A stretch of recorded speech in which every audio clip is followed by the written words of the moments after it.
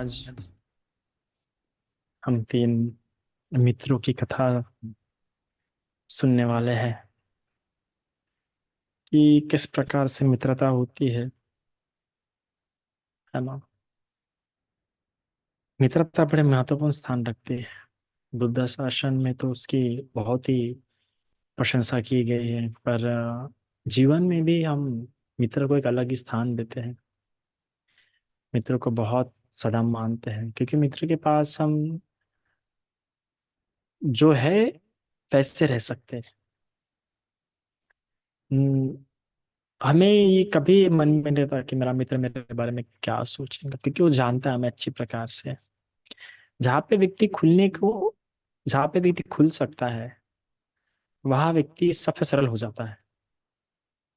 जहाँ खुल नहीं पाता, वहीं पे जटिलताएं निर्माण होना शुरू हो जाती है। जटिलताएं आती है वहां से जहाँ पे व्यक्ति छुपाना चाहता है। और समाज में ये बातें बड़ी आवश्यक होती है कि समाज में कुछ बातें छिपानी पड़ती है। अगर आप छिपाएंगे नहीं तो समाज में आपकी हानि होगी और आपकी बातों का भी गलत इस्तेमाल किया जा सकता है। इसलिए समाज में मित्र और शत्रु की परख होना बहुत ज्यादा आवश्यक है। चाणक्य बड़ी प्यारी बात कहते हैं कि परम से परम मित्र को भी करीबी से करीबी बातें नहीं बतानी चाहिए, क्योंकि मित्र को शत्रु होने में समय नहीं लगता है। और शत्रु बहुत आसानी से कोई भी व्यक्ति हो सकता है, पर मित्र होने के लिए बहुत लंबा समय लगता है। आप कोई एक कड़वी बात बोल दीजिए, कोई भी व्यक्ति आसानी से मित्र हो जाएगा। कोई मित्र बहुत लंबे समय के साथ आपके साथ है, आपकी उम्र का है, या दोनों ने साथ में संघर्ष शुरू किया है, आपको प्रसिद्धता प्राप्त हो रही है, उसे प्रसिद्धता प्राप्त नहीं हो रही है, तो बहुत आसानी से उसके मन में ईर्ष्या आ जाती है। बहुत आसानी से। मैंने अपने जीवन में तो ये बहुत ज्यादा देखा है कि अगर आप आगे बढ़ रहे हैं और आपका मित्र नहीं उतना आगे बढ़ रहा है, उतनी मेहनत नहीं करता है, वो ये नहीं देखता कि मेहनत में अंतर है, पुण्यों में अंतर है, पर नहीं, सरल भाव से स्वाभाविक भाव से ईर्ष्या होना शुरू हो जाती है। पर जो व्यक्ति को ना देखते हुए अक्सर उसके जीवन में जो ये सामने वाले व्यक्ति की या जो मित्र है, उसके जीवन में जो उसे लाभ प्राप्त हो रहे हैं, वो उस व्यक्ति के लाभ ना देखते हुए देखता है कि ये लाभ का कारण है। जो व्यक्ति कारणों को देखता है, तो व्यक्ति इस प्रकार से ईर्ष्या भाव से ज्यादा ग्रसित नहीं हो पाता है। या कुछ समय के लिए ईर्ष्या उत्पन्न भी हो गई तो भी ज्यादा लंबे समय तक उसके मन में टिक नहीं पाती है। तो इसलिए भी मित्रता से कई गुना ज्यादा आप में आवश्यक होता है मनसिकार। तो ये कल्याण मित्र प्राप्त होने पर भी आपकी जो बातें मजबूत होती है, वो मनसिकार मजबूत होती है। कल्याण मित्र क्यों है? ताकि आपका मनसिकार मजबूत हो। मनसिकार मजबूत हो तो कल्याण मित्र की आवश्यकता नहीं पड़ेगी शायद से, रास्ता आसान हो जाएगा। पर मनसिकार इतना आसान नहीं है। मनसिकार के लिए बहुत अच्छा ज्ञान होना आवश्यक है। और वैसी जो सती संप्रजन्यता के साथ उसका जीवन होना चाहिए, रहना चाहिए।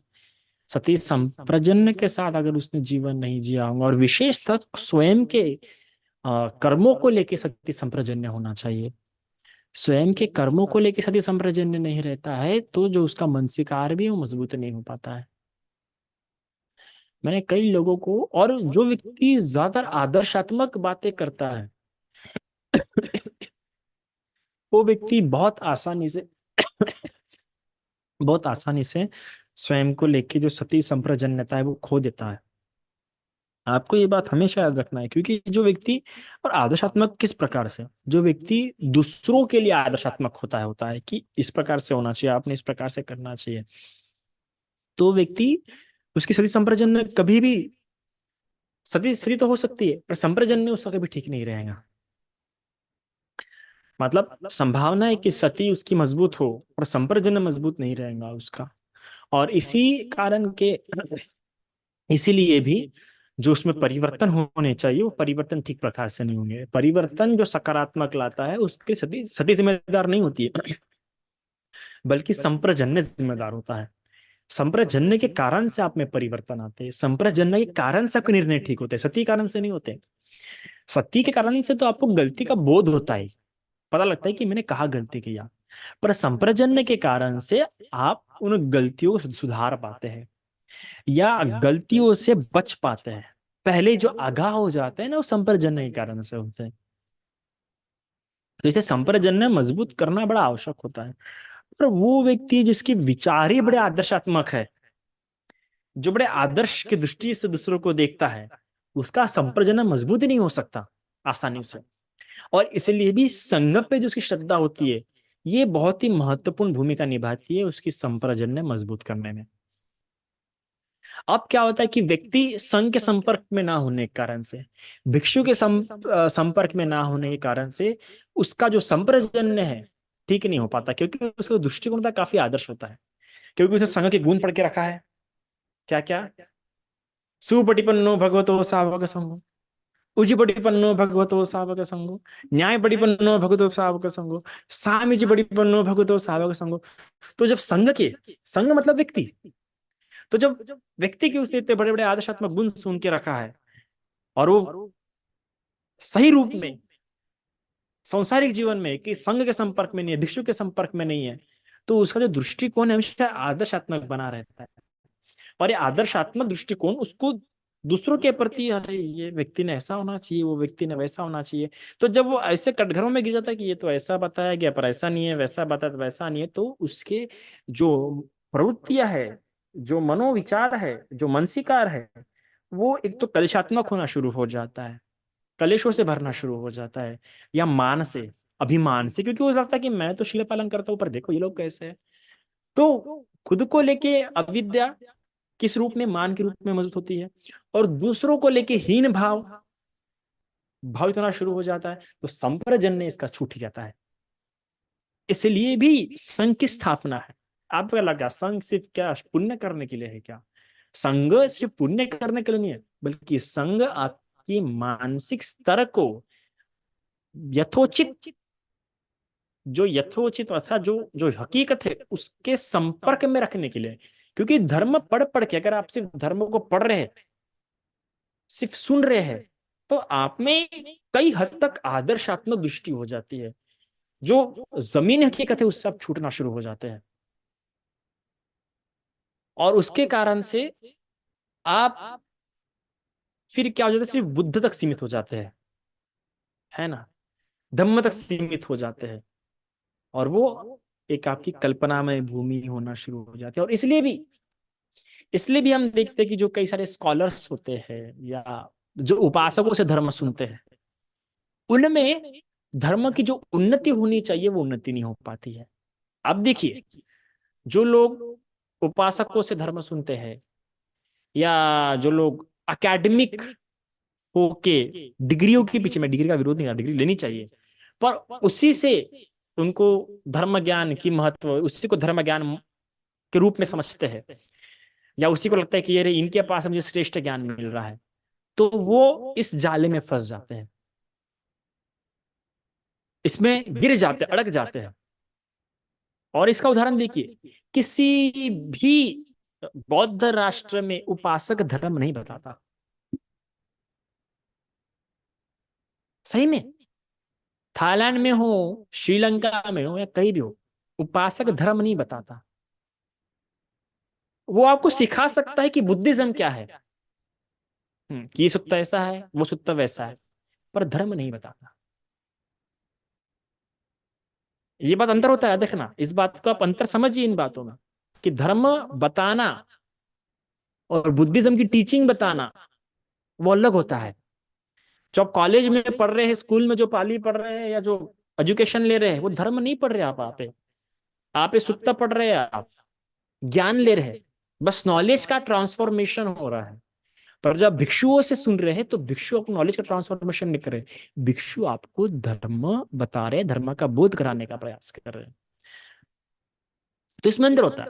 तो जो थाईलैंड होते हैं, जो श्रीलंका होते हैं, यहाँ पे जो टीचर्स जो पढ़ाते हैं, उपासक जो कॉलेज में पढ़ाते हैं, वो सिर्फ कॉलेज तक ही सीमित होता है, या रिसर्च कॉन्फ्रेंस जो होता है वहां तक सीमित होता है। पर जब धर्म बताने की बारी आएंगी, तो उसके लिए भिक्खु भिक्खु नहीं होते हैं, उपासक उपासिका नहीं होते। और हमारे यहाँ पे था, इंडिया में क्या होता है, जो प्रवचन लगेंगे तो प्रवचन में वक्ताओं को बुलाते, धर्म को बोलने के लिए वक्ताओं को बुलाते। बताओ वो समाज कहाँ जाएगा जहाँ पे बुलाने के लिए, मतलब विहारों में भाषण होते हैं, विहारों में प्रवचन होते हैं, तो ज्यादातर जगहों पे वक्ता बुलाते हैं। आप बताओ, तो ऐसा समाज कहाँ पे जा रहा है? ये हकीकत दिख रही है आज हमारे समाज की, कि आज हमारे समाज में अहंकारी लोग हो रहे हैं, हर कोई टूटता जा रहा है। ये क्यों? क्योंकि जहां पे प्रवचनों के लिए भिक्षुओं को बुलाना चाहिए, वहां पे वक्ताओं को बुला रहे, उपासकों को बुला रहे, तो धर्म कैसे सीखेंगे? वो तो ज्ञान होगा, मान बढ़ेगा, हमारा मान बढ़ेगा, अहंकार बढ़ेगा, और वही हुआ समाज में। जो महासमाज है वहां पे वही हुआ। तो ये जो बात है, समझने की जरूरत है। जो लेक्चरर्स होते हैं उनकी जो जगह है वो कहाँ तक है? कॉन्फ्रेंस और कॉलेज।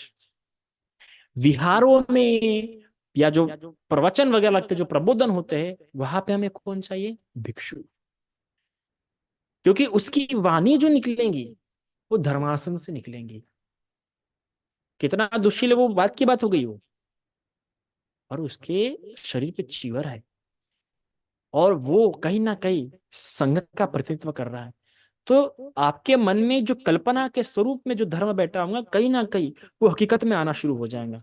और आपकी जो मैत्री भावना है, जो उपेक्षा भावना है, जो मनसीकार है, वो यथोचित होना शुरू होगा। आपका मनसीकार योनिसो मनसीकार होना शुरू होगा।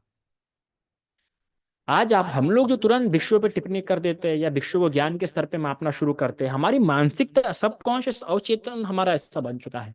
आप थाईलैंड में आके देखो, थाईलैंड में कई सारे भिक्षु ज्ञानी नहीं है, कई सारे भिक्षु को धर्म का ज्ञान नहीं है ठीक प्रकार से, पर फिर भी कोई नहीं मापता। बड़े बड़ा स्कॉलर भी ये सब नहीं देखता। जब हमारे गुरु इंडिया में आए थे, आज से 20 साल पहले, 20-30 साल पहले, तब की बात है, देखो तब की बात है, 20 साल की है, और अभी भी शुरू है। तब 20 से 30 साल पहले आते, तो हमारे गुरु को एक बना, अरे आपको ये पता है क्या? तुम्हारे गुरु ने साहब बोला, नहीं मुझे नहीं पता। अरे आपको कैसे नहीं पता? आप तो भिक्षु है, आपको पता होना चाहिए। ये हमारे गुरु जी को बोल रहे। जो हमारे गुरु दो इंडिया में 2 सब्जेक्ट मास्टर्स थे इंडिया में। एक थाई व्यक्ति के लिए इंडिया में 2 सब्जेक्ट मास्टर होना बहुत बड़ी बात हो जाती है, क्योंकि इंडियन एजुकेशन सिस्टम बहुत अलग है, और थाई एजुकेशन सिस्टम बहुत अलग है। थाईलैंड में आपको 15 मार्क का भी सवाल होगा ना, तो सिर्फ 5-6 लाइन लिखना पड़ता है, याद रखना। इंडिया में 15 मार्क का सवाल होगा तो 20 पन्ने भरने पड़ते हैं। और ये बेचारे, इनको इंग्लिश आते नहीं, फिर आप जाके इंग्लिश को, सब बहुत बड़ी बात है। तो जो हमारे गुरुजी 2 इसमें मास्टर्स थे, बहुत बड़ी बात होती है। आज वाइस प्रेसिडेंट है, वाइस डायरेक्टर है यूनिवर्सिटी के। तो वो उनको बोलता है, वो उपासक, अरे आप तो भिक्षु, आपको तो आना चाहिए। देखो, हम इंडियन मेंटालिटी ऐसी होगी कि हम ज्ञान के आधार पर, और आज भी वैसी मेंटालिटी है हमारी, क्योंकि हमने अंतर को ही नहीं समझा कि धर्म किससे सुनते हैं और ज्ञान किससे लेते हैं। अभी क्या हो जाता है कि जब उपासक के पास से धर्म सुनते हैं हम, तो लगता है अरे कितना सुंदर धर्म है, कितना शिवान होगा, कितना महान इंसान होगा। फिर उपासक को महान समझना शुरू करते हैं। फिर उपासक महान हो रहा है, तो भिक्षु क्या हो रहा है फिर? क्योंकि धर्म कौन बता रहा है? उपासक बता रहा है। आप लोग धर्म तो उपासक बता रहा है ना, आपको धर्म कहाँ से मिल रहा है? उपासक मिल रहा है। तो आप चाहो या ना चाहो, कहीं ना कहीं सबकॉन्शियसली, अवचेतन स्वरूप में उपासक श्रेष्ठ हो रहा है। और जब उपासक श्रेष्ठ हो जाता है धर्म के माध्यम में, तो इनडायरेक्टली भिक्षु नीचे ही जाएगा, नीचे ही होना है, क्योंकि माइंड का मैकेनिज्म इस तरीके से काम करता है। कहीं ना कहीं आपके लिए गौरव का, आदर का स्थान उपासक श्रेष्ठ हो जाएगा, और वो भिक्षु नीचे ही हो जाएगा। दिखेगा कभी ना कभी, अगर आप औपचारिक प्रकार सत्य में हो, तो कभी ना कभी आपको ये बात की भान होंगी होंगी। तो इसलिए भी इस बात को समझना बहुत जरूरी है। आप कितनी भी समाज में प्रगति क्यों ना कर लो, अरे 9 के 9 ध्यान क्यों ना कर लो, प्रसंग पे श्रद्धा ठीक प्रकार से नहीं हुई आपकी, 9 समाधि प्राप्त करने पर भी आप सोतापति फल को भी प्राप्त नहीं होंगे। और ऐसा कोई उपास है जिसे सोतापति फल भी प्राप्त नहीं, जिसने, ऐसा कोई उपास है जिसने पहले 2 समाधि 3 समाधि ढंग से प्राप्त नहीं किए, पर फिर भी श्रद्धा है संग पे, आसानी से सोतापति हो सकता है। सोतापति के लिए समाधि की आवश्यकता है ही नहीं। आप पढ़ी संविधान में पढ़ के देखिए, शीलों के आधारों पर भी सोतापति हो सकता है व्यक्ति, पर श्रद्धा को मजबूत करना होगा। क्या बुद्ध, जो सिद्धार्थ गौतम के जो गुरु थे, 8-8 समाधि में परिपूर्ण नहीं थे क्या? पर हुआ क्या प्राप्त? नहीं हुआ, क्योंकि संग पे श्रद्धा नहीं थी। तो ये मन से करा। और मैं देखता हूँ कि आज कई जगहों पे, कई सारे प्लेटफॉर्म्स पे उपासक बोल रहे हैं, पर मुझे बात की इस बात यह बात मुझे खटकती है। खटकना ये शब्द प्रॉपर नहीं है, पर यह बात मुझे उचित नहीं लगती है कि उपासक धर्म बता रहे हैं। क्या सही मायने में उनके जीवन में वो धर्म पहुंचा है? और सही मायने में अगर धर्म पहुंचे तो चिवर क्यों नहीं ले रहे हैं? इसको धर्म समझ जाए तो चिवर लेने के लिए उतारू होता है,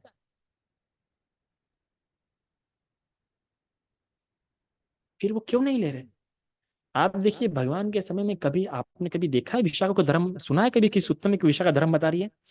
स्वतापति, जो जो बच्ची 7 साल की उम्र में स्वतापति हो गई थी, उसे धर्म कितना पता होगा? अनाथ पिंडी का स्वतापति हो गया था, धर्म कितना पता होगा? धम्म दिन सॉरी अपना विशाख उपासक जो अनागामी अवस्था को प्राप्त हो गया था, पता लगता है आपको धर्म बता रहा है? नहीं, क्योंकि संग है। अगर संग होते हुए भी अगर आप धर्म बताने की ये कर रहे हैं, तो आप संग को पीछे डाल रहे हैं, संघ की अवहेलना कर रहे हैं। नॉलेज ट्रांसफर कीजिए, धर्म चर्चा हो सकती है, पर धर्म देशना, इस अगर ये करना आपने शुरू किया तो आपने अपनी मान को बढ़ाना शुरू किया, याद रखना। क्योंकि भिक्खु संघ उपलब्ध है, और भिक्खु संघ उपलब्ध होने पर भी अगर आपको लग रहा है कि मैंने धर्म बताना चाहिए, तो इसका मतलब आप समझते हैं कि मैं धर्म को अच्छी प्रकार समझता हूँ। और जिसको ये लग रहा है उपासक होते हुए कि मैं धर्म को अच्छी प्रकार समझता हूँ और मैंने धर्म बताना चाहिए, तो उसने याद करना चाहिए कि भगवान के समय में अनाथ पिंडिका थे, भगवान के समय में विशाखा थे, भगवान के समय अनागामी अवस्था को प्राप्त उपासक विशाख था।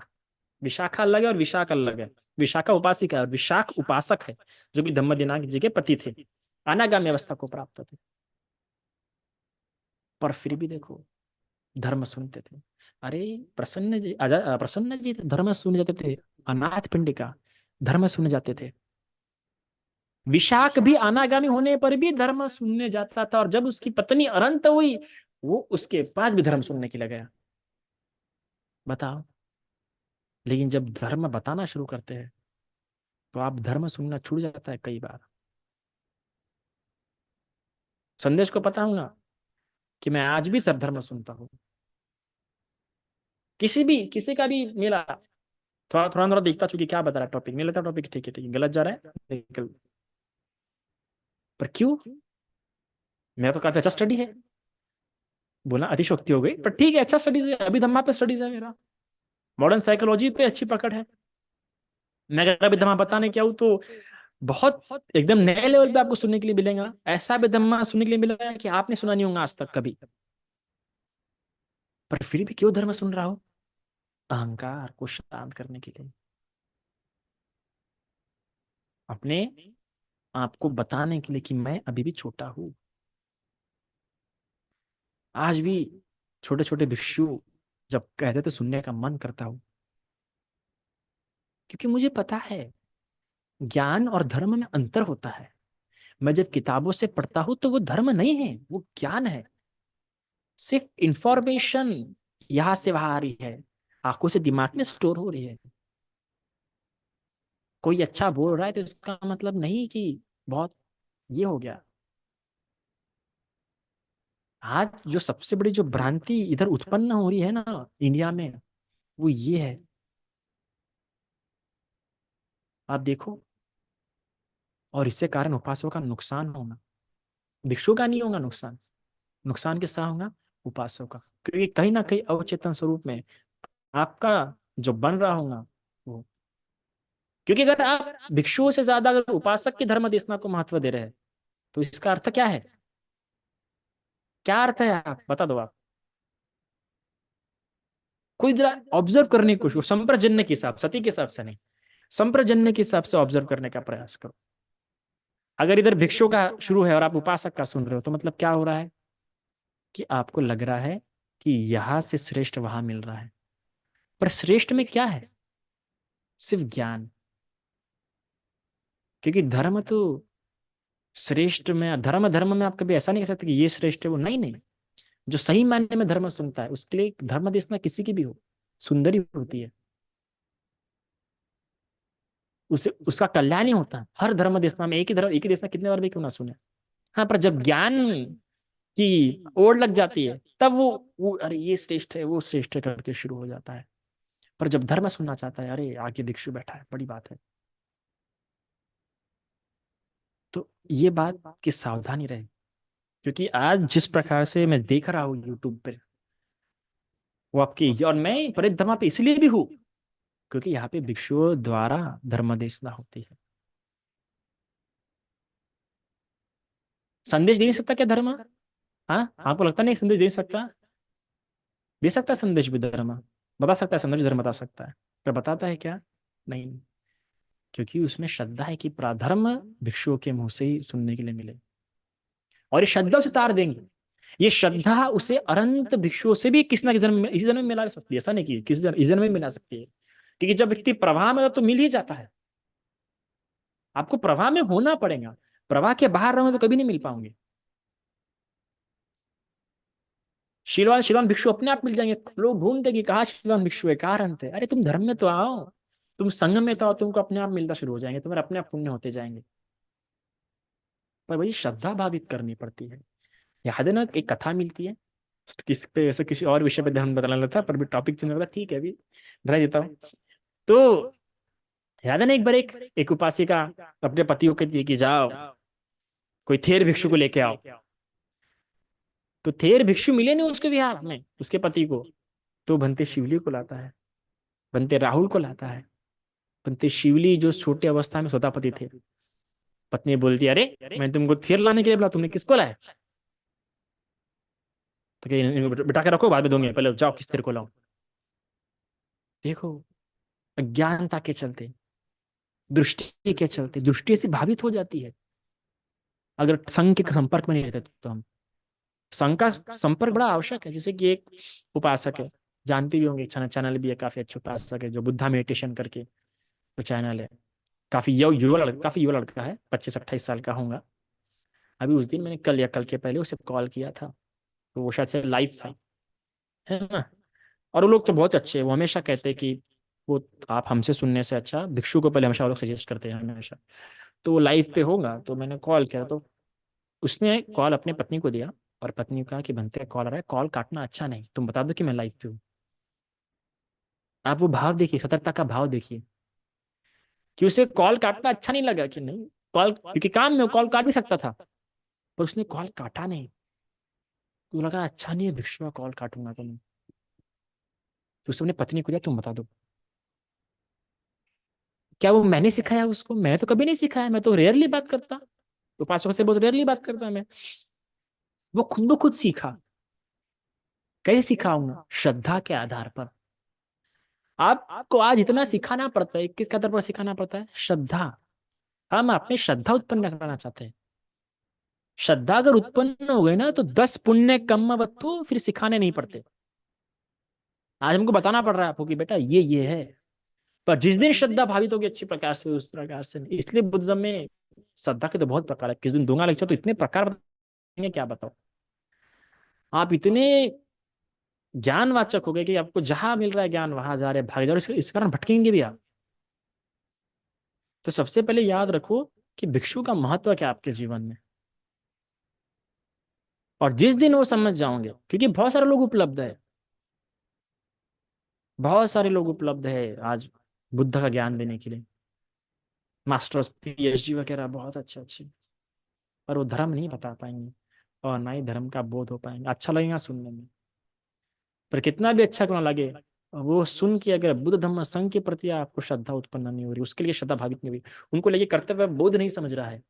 थाईलैंड में क्या होता है, श्रीलंका में क्या होता है, कभी आप जाके देखिए अजिनके क्या, कभी पूछना कभी उससे अजिनके से कि अजिनके ने क्या देखा धर्म में, अजिनके ने धर्म में क्या देखा जो वहां के लोगों में। आप श्रीलंका के लोगों को उतना धर्म नहीं पता, थाईलैंड के लोगों को उतना धर्म नहीं पता। जितना आप लोगों को पता होगा ना, भी ये सुन के, हमारे सुन के जो पता लग रहा होगा, उन लोगों को नहीं पता, फलाने के लोगों को भी नहीं पता। अब जब यहाँ पे बुद्ध की अस्थियां आए थे, तो आप पे सभी कमल की दुकान लगी था, सभी लोग कमल चढ़ा रहे थे। कई सारे लोग तो अपनी तरफ से फूलों के मार्केट, फूलों की दुकान लगा दिए और फ्री में दे रहे थे कि चलो हमारी तरफ से चढ़ जाएंगे। मेरे एक उपासक पहचान के थे, जिसने भाई कितने तो भी 1000 के फूल ला कर दिए और बोले तुम यहाँ से लेके जाओ, फूल उठा के जाओ और आपसे चढ़ाना। पर मैंने बहुत ऑफ लोगों से पूछा कि क्या आपको पता है कमल ही क्यों दे रहे हैं आप लोग, कमल ही क्यों दे रहे हैं? कई किसी को पता था कि कमल क्यों दे रहे हैं, किसी को नहीं पता था। पर फिर भी लोग कमल चूज कर रहे थे पहले, उनकी फर्स्ट चॉइस थी कमल। और मोस्ट ऑफ 90% लोगों को नहीं पता कि कमल क्यों चढ़ाते हैं। देखो, क्योंकि श्रद्धा से सीख गए हैं वो। ज्ञान नहीं है पर श्रद्धा है कि कमल चढ़ाना है, कमल शुद्ध है। बाद में फिर मैंने बताया उन लोगों कि एक कमल चढ़ाने से कम 91 कल्प तक इंसान नरक नहीं जाता है, एक कमल चढ़ाने से। सफेद पुंडरिक कमल, और आप ऐसा पुंडरिक कमल थे। तो ज्ञान होना आवश्यक नहीं है, श्रद्धा होना आवश्यक है। और जहां पे आपने श्रद्धा तथा ज्ञान को महत्व दिया, वहां पे आप संग से दूर होते जाएंगे। याद रखना, भगवान के समय भी ऐसा ही होता था। कई बार लोग ऐसा भटके और अच्छे अच्छे भिक्षु हाथ से छूट गए। उपासक लोग, ज्ञान रखो, ज्ञान की आवट रखो, ज्ञान सुनो, लेकिन ज्ञान से ज्यादा श्रद्धा बढ़नी चाहिए आपकी। क्योंकि कर्म आपसे श्रद्धा कराएंगी, आपका ज्ञान नहीं कराने वाला। ज्ञानी तो बहुत है, पीएचडी स्कॉलर के पास बहुत ज्ञान है, पर जाके देखो कितना भिक्षुओं का आदर करते, कितना नहीं करते, कितना दान करते, कितना दान नहीं करते, कितना उपस्थित रखते, कितना उपस्थित नहीं रखते। मोस्ट ऑफ उपस्थित नहीं रखते पीएचडी स्कॉलर, भिक्षुओं के संपर्क पे भी नहीं। इतना तो ज्ञान, इतना तो बड़ा बड़ा अध्ययन किया है। फिर एक जो सही उपासक होता है, जिसको सही मायने में श्रद्धा उत्पन्न हो गई है, वो भिक्षु के दर्शन में रह नहीं सकता। याद रखना, भिक्षु को दान देना रह नहीं सकता। कम से कम सोतापति भी होगा ना, वो भिक्षु को दान दिए बिना रह ही नहीं सकता। ये सबसे पहली पहचान। तो वो आसक्ति, वो प्रेम, वो हृदयता उत्पन्न होनी चाहिए। मैं क्यों बोलता हूँ इतना भिक्षुओं को लेके? मैं भिक्षु इसलिए बोलता क्या? नहीं, मैं ज्ञानी हूं इसलिए बोलता हूँ। क्योंकि मैंने बहुत पढ़ लिया, 9 सालों से इतना पढ़ते आ रहा हूँ, क्या बताओ। अभिधम्म मैंने शुरुआती समय में पढ़ लिया था। पठान का एक पेज 24-24 बार, 25-25 बार पढ़ा है, ज्ञान ज्योति बंते जी के वो रामदेगी में। अरे बड़े बड़े भिक्षु के सानिध्य में रहो, बड़े बड़े भिक्षुओं के। आपके जो वेल नोन भंती जी है, जिनके आप सुनते होंगे प्रवचन, जिनके प्रश्न में आपको नई बातें मिलती होंगी, बनते ज्ञान ज्योति, बनते सुगतानंद, बनते विनर रखी, बनते शीलवन जी, और नेपाल के अभिधम्मा वाली भंत जी थे, भंत जटिल जी, जिनका अभिधम्मा काफी अच्छा था। अलग अलग भंते के पास गया हूं मैं, रहा उनके पास लंबे लंबा समय, सेवा किया है उनकी। भंते खेम धम्मो, भाई धम्म सेवा, धम्म से भंत कितने बड़े बनते जी। तो इन सब के पास तो सिर्फ ज्ञान, ज्ञान मैंने बहुत लिया, पर एट द एंड हमेशा प्रश्न आता, इतना ज्ञान लेके क्या करूंगा? क्योंकि कई सारी बातें होती है, धर्म ही देना ऐसा थोड़ी है। मैंने भी बूझ पड़ा है, पर मैं एक बात समझ गया अपने लाइफ में, कि संघ के बिना कुछ नहीं है। और मैं सौभाग्यशाली मानता हूँ इस बात की कि मैं खुद भिक्षु बना और तब जाके समझा। अगर मैं भंते नहीं बना तो शायद से मेरे को संघ का इंपॉर्टेंस पता नहीं चलता। पर जब संघ का हिस्सा हो गया, तब पता लगा कि नहीं, संघ का इंपॉर्टेंस क्या है, भिक्षु का इंपॉर्टेंस क्या है। बहुत ही सौभाग्यशाली मानता हूँ जिसकी श्रद्धा है। क्योंकि तारने वाली कौन है? गुरु नहीं तार रहा, भिक्खु संघ नहीं तार रहा आपको। याद रखो, आपको भिक्खु संघ नहीं तार रहा, आपकी श्रद्धा तार रही है आपको। इसलिए बुद्ध ने कहा श्रद्धा तरक्ति योगम, कि श्रद्धा से इंसान की बाढ़ पार होती है। हम थोड़ी तार रहे हैं आपको, पर आपकी श्रद्धा, भले ही मैं आपको नहीं तार पाऊं, पर आपकी श्रद्धा अगर मेरे शब्दों से मजबूत हो रही है संघ पे, तो आप तर जाओगे, आप तर जाओगे, आप मुक्त हो जाओगे। इसलिए श्रद्धा महत्वपूर्ण होती है। तो वो आपको श्रद्धा तार देंगे, हम नहीं तारने वाले। इसलिए बुद्ध ने संघ पे श्रद्धा बनाई। पर जब आप किसी उपास्यों का धर्म, किसी उपासक के मुंह से धर्म सुन रहे, आपकी श्रद्धा तब संघ पे नहीं बन रही है, सिर्फ बुद्ध और धर्म पे बन रही है, दो ही काम कर रही है आपका। पर जब आप भिक्षु से धर्म सुन रहे हैं, तो आपकी श्रद्धा बुद्ध धम्म संघ तीनों पे बन रही है। और जब उपासक से धर्म सुन रहे तब तुम्हारी उपासक की भी श्रद्धा बन रही है, और उपासक शरणं गच्छामि कहीं है ही नहीं है। कई लोगों को लग रहा होगा अरे बंदी तो काफी ज्यादा आलोचना करते हैं, पर मेरा स्वभाव पहले से ही स्पष्ट है।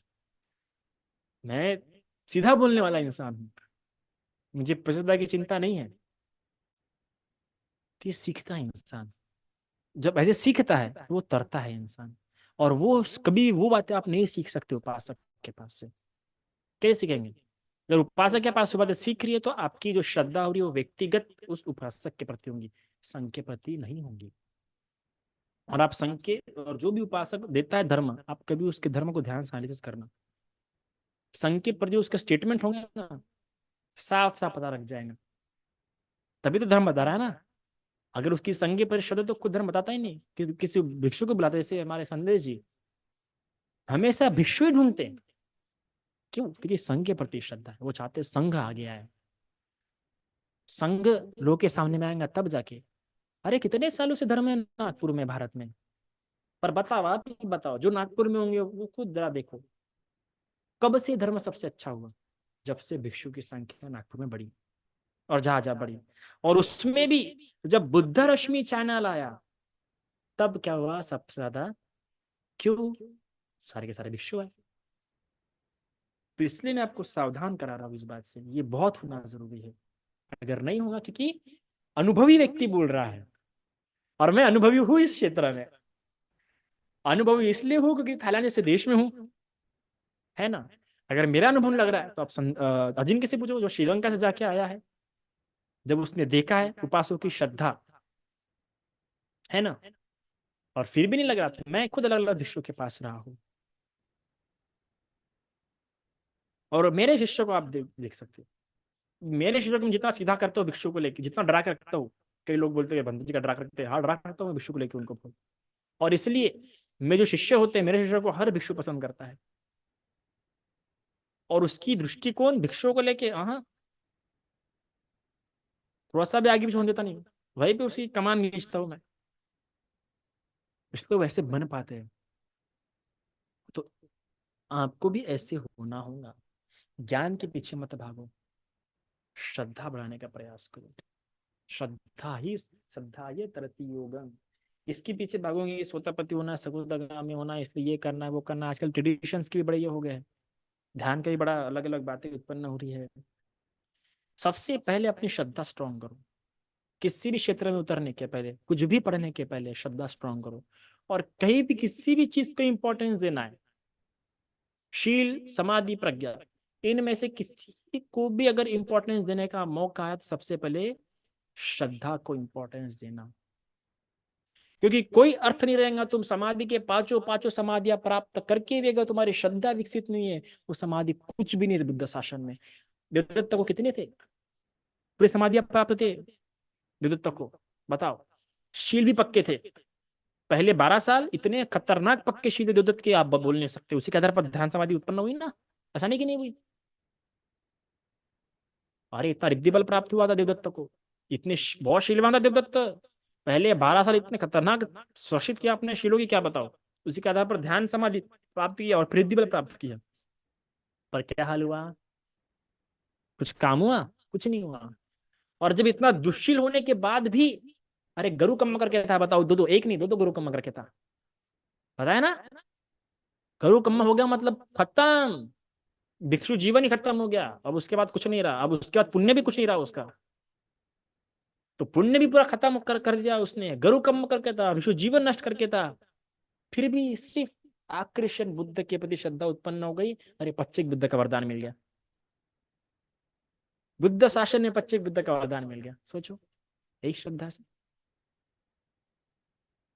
तो क्या देना है, किसको महत्व देना है आपको? ज्ञान को, शील को, समाधि को? नहीं नहीं, पहला श्रद्धा को। इसलिए इधर उधर जो भागो मत, श्रद्धा को विकसित करो। तुमको अगर एक भी समाधि या ज्ञान नहीं होगा पर चिवर पे हो ना, वो अलग बात हो जाती है। वो आदर, वो गौरव रहता है। आप मेन प्रश्न में पढ़ो, कितना प्यारा समझाया गया है, कितनी क्या श्रद्धा होती है उपासकों की भिक्षुओं के प्रति। तब ऐसा ऐसा आएगा कि हम कहाँ पे। वो सदा हृदय में, मुझे बहुत बुरा लगता है जब कोई ऐसा बोलता है ना कि अरे, क्या भिक्षु जीवन क्या और उपासक जीवन क्या, हमें तो इतना समझता है, हम बिना इसके भी ये है, कोई हम में अंतर नहीं है। नहीं, बिल्कुल भी नहीं, ये हो ही नहीं सकता। अगर ऐसा होता तो अरंत भिक्षु भी अपने श्रेष्ठ भिक्षु को वंदन नहीं करता। आपको बताऊंगा ना ये बात, कि कोई अनंत भिक्षु भी क्यों ना हो, पर अगर कोई चीवरधारी उससे बड़ा है ना, उसे वंदन करना पड़ेगा। भली वो अनंत सोतापति भी क्यों ना, सोतापति भी नहीं होगा ना, पर बस वो चीवर में बड़ा है ना, तो उस अनंत भिक्षु भी वंदन करना पड़ेगा।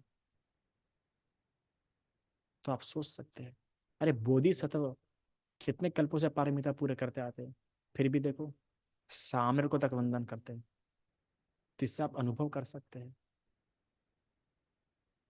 भगवान के सामने कितने उपासक अनागामी अनंत थे। तो इसलिए भिक्षु की महत्ता को समझो और उनसे धर्म सुनना को प्रायोरिटीज दो। भगवान के समय में क्या प्रसन्नजीत मुक्त सोतापति नहीं था क्या? बिंबिसार, अपना नारपिंडिका, अपने विशाखा, सब थे ना। फिर भी क्या जाते थे ना धर्म सुनने के लिए? ठीक है, उनको आवश्यकता कुछ धर्म सुनने की, बताओ बरा। विशाख उपासक अनागामी अवस्था को प्राप्त था, बताओ बरा क्या रह गया अभी उसको? अरंत हो जाएगा, नहीं प्रयास करा तो भी अरंत हो जाएगा आसानी से वो इंसान। फिर भी धर्म सुनने जाता था। क्यों जा रहा हूँ बताओ बरा। विशाखा 7 साल की उम्र में सोतापति हो गई थी, क्यों जा रहे होंगे धर्म सुनने के लिए? क्योंकि उन्हें भिक्षुओं के से वैसा लगा होता है, उन्हें रह के नहीं होता है। वो वचन याद करो क्या बोली थी, बोले मैं बौद्ध उपासिका हूँ, मैं भिक्षु को दान दिन में रह नहीं सकती। ससुराल छोड़ने तैयार थी, ससुराल छोड़ने के लिए। तो इसलिए इस प्रकार से धर्म को समझो, जो बातें समझा रहा हूँ समझो। भिक्षु भिक्षु होता है, भिक्षु धर्म सुनना कल्याणकारी होगा आखिर में, अकल्याणकारी नहीं हो सकता है। इतना आज के लिए काफी है। साधु साधु।